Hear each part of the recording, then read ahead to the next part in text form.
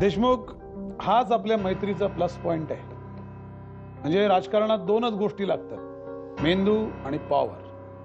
तुमच्याकडे मेंदू आहे, माझ्याकडे पॉवर आहे. एकत्र आलो ना तर राज्य करू आपण. नक्कीच. फक्त एकच हा मैदानाचा इश्यू संपेपर्यंत आपण एकत्र आलो हे कुठेही लीक होऊ द्यायचं नाही. समाजासाठी, घरच्यांसाठी आपण एकमेकांचे शत्रू म्हणूनच राहायचं. का? कामं खूप सोपी होतील. तर एकदा मान्य केलं ना मला डोकं आहे म्हणून, मग ऐका ना माझं. आई, तू सतत घरात एकटी बसून असतेस ना ग? खूप कोंडमारा होत असेल ना तुझ्या मनाचा? एक काम कर ना, तुझं नाटक किंवा सिनेमा बघायला जा ना. काय झालं शिवानी? तुला काय झालं हसायला? मी तुलाच रिलीफ मिळेल म्हणून सांगत होते. मला त्याची गरज नाहीये. आई, उद्या माझं लायब्ररीचं पुस्तक बदलून आण ना. आणते, आज बाहेर जाणार आहे ना, ते भांडते. आज नको, उद्या आण. का? म्हणजे आज मी ते वाचून संपवेन ना. अगं उद्या मी पूर्ण वेळ घरात आहे, कुठेही जाणार नाहीये. जाऊच शकत नाहीये मी उद्या. मावशी, चहा घ्या. का ग? अगं अनिकेत येणार आहे उद्या मला भेटायला. SMS केला होता त्याने. कसा आहे सदाशिव? केस थोडेसे कमी झाले डोक्यावरचे.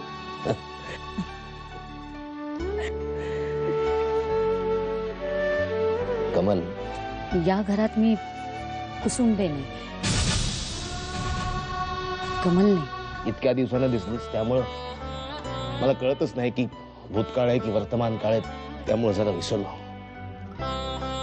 आणि मीही इथं सदाशिव म्हणून आलेलो नाही. इंद्रधनु कबड्डी टीमचा कोच भाऊ जगदाळे म्हणून आलो मी. मी तर नाही बदलू शकले तुला.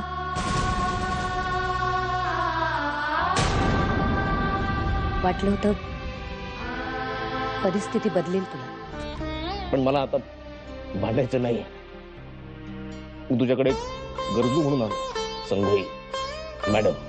कमल म्हणालास तरी चालेल ना. का? तुझा नवरा, त्यांना काय वाटेल? 8 वर्ष झाली आमचा घटस्फोट होऊन. मुंबईत आल्यावर खूप चौकशी केली तुझी. कधीतरी भेट होणारच होती, ती अशी झाली. शेवटची भेटही अशीच होती आपली. कमल, तू माझ्यासमोर 2 पर्याय ठेवले होते, तू की कबड्डी. मी कबड्डी निवडली. आजही तुझ्या माझ्यामध्ये कबड्डीचं. तेव्हाही मी हात पसरले होते, आताही मी हात पसरतो, पण तेव्हा प्रेमासाठी. आता मी निर्णय घेणार. मी तुला सांगतो की मला तुझे पैसे नको आहेत. का? कारण हे पैसे तुझ्या नवऱ्याचे. मला वाटतं आपली मीटिंग संपलेली, निघतो मी. तुझ्यासारख्या माणसावर एकेकाळी मनापासून प्रेम केलं होतं मी. या गोष्टीचा अभिमान वाटत राहील मला. सकाळी न सांगता निघून गेलात तुम्ही, आणि शिवाय निरोप ठेवलात की फोन नको करूस. घरातल्यांनी करायचं तरी काय? त्यात तो इनामदार तुमच्या जीवावर उठलाय. सॉरी, मला नाही कळवता आलं दिवसभरात. सकाळी शिवानीशी बोलत होतो त्यावेळेला हायकमांडचा फोन होता. राजीनामा मागितला होता माझा.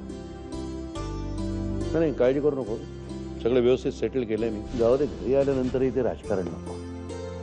तर मस्तपैकी जेवूया, छान गप्पा मारूया. पप्पा, तुमचा मूड आता?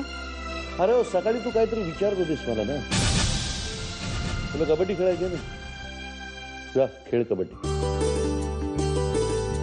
त्या भाऊच्या रिक्वेस्टला मान देऊन तुला परवानगी देतो मी कबड्डी खेळण्याची. पण ही परवानगी फक्त ह्या स्पर्धेपुरती आहे, कायमची नाही, लक्षात ठेवा. खुश? हो.